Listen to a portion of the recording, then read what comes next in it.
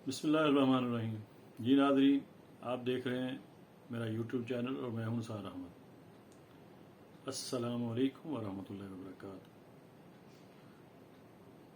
आज खान साहब ने जो महंगाई के ऊपर प्रोटेस्ट की कॉल दी थी, इंतहाई कामयाबी के साथ तकरीबन इख्तिताम पजीर हो चुकी है।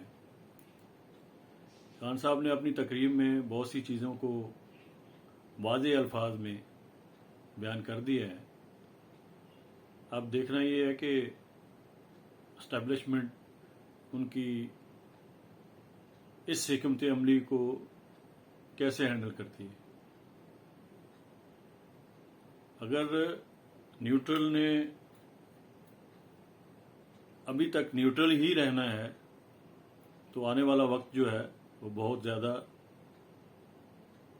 ख़तरनाक हो सकता है हमारे मुल्क के लिए, हमारी कौम के लिए, क्योंकि अब जो इक़्तिदार में माफिया बैठा है उनको अवाम का कोई दर्द नहीं है।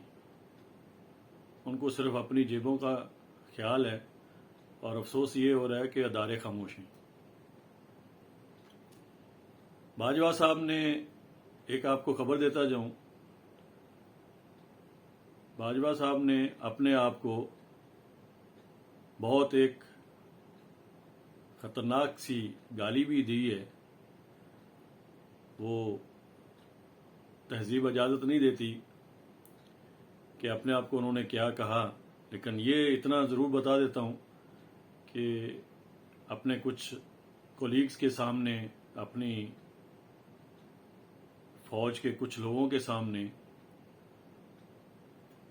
उन्होंने अपने आप को कुछ अरसा पहले, कुछ टाइम पहले गाली दी थी कि मैं बहुत बड़ा वो हूँगा, जो पंजाबी में कहा जाता है लाइटर मूड में, कि मैं अपने आप को, उन्होंने गाली दी कि मैं बहुत बड़ा वो हूँगा अगर मैं एक्सटेंशन लूँगा तो। लेकिन बाजवा साहब अभी बातें घूम रही हैं मार्केट में, जो अफवाहें फैल रही हैं कि 1 साल के बदले 5 साल, तो वो ऐसे ही अफवाहें नहीं चल रही। इसको फैलाने का भी कोई मकसद है। अब देखना ये है कि आपकी जहानत और आपकी गैरत इस बात की इजाज़त देती है कि अपने आप को आप वो गाली के लिए हकदार समझते हैं, मुस्तहिक हैं या नहीं। ये आपके करीबी हल्का अहबाब जो है, जैसे आप दूसरों की बातें समझते हैं, रिपोर्टें ले लेते हैं, तो आपके साथियों ने भी ये बातें कुछ अय्यां की हैं।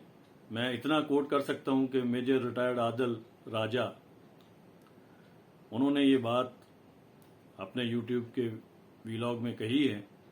तो हम लोग इंतज़ार करेंगे कि आप निगेट करें, ISPR आके वजाहत दे कि ये बात चल रही है, ये बात की है कि नहीं की, ये बात चल रही है मार्केट में कि नहीं चल रही। ये सारा जो खेल रचाया है,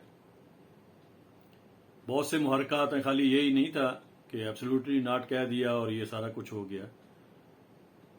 बहुत से मुहरकात हैं जिसके पीछे खान साहब की हुकूमत को चलता किया है। इसमें पैसा जो लगा है वो ज़ाहिर बात है अमेरिका से ही लगा है, लेकिन घर के भेदी जो हैं मीर जाफर, मीर सादिक, यहाँ के इस्तेमाल हुए हैं। और वजूहात कई एक थी, जैसे एक्सटेंशन वाला मामला हो सकता है, जैसे एक दूसरा भी है, वो मजहबी पॉइंट ऑफ व्यू से देखा जाए तो कादियानियत भी हो सकती है। ये मैं क्यों कह रहा हूं कि इस पे थोड़ा गौर करना पड़ेगा कि जरदारी साहब के कोई रिलेटिव, बहुत सी पहले से ये बहुत सी अफवाहें फैल चुकी हैं, जो उनकी बेटी बख्तावर जहां पे शादी हुई है, तो उनके जो खानदान वाले हैं वो कादियानी हैं। اور باجوہ صاحب کے ان کے بھی اوپر نظر رکھنی چاہیے. ان کے اوپر بھی تھوڑا شوشہ چھوڑا گیا تھا. حالانکہ یہ تو نہیں ہے، ہم لوگ کون ہوتے ہیں کسی کو سرٹیفکیٹ دینے والے، لیکن ان کے پیچھے بھی کوئی ایسا ہی معاملہ ہے. تو نواز شریف یا شہباز شریف تو یوز ہوئے ہیں، وہ تو پہلے میں نے ایک ویلاگ میں پہلے ہی کہا تھا کہ پنجابیوں کو ٹگے کہا جاتا ہے. یہ عقل کم ہے، زور زیادہ ہوتا ہے ان میں، تو ان کو بھی استعمال کیا گیا ہے. شہباز شریف کو دھکا دیا گیا ہے اس سارے کھیل میں. میں نے جیسے کہا کہ محرکات کئی ہیں، تو ان محرکات میں یہ 2-3 چیزیں بھی شامل کریں. وہ انٹرنیشنل اسٹیبلشمنٹ نے ایک تیر سے کئی شکار کیے ہیں.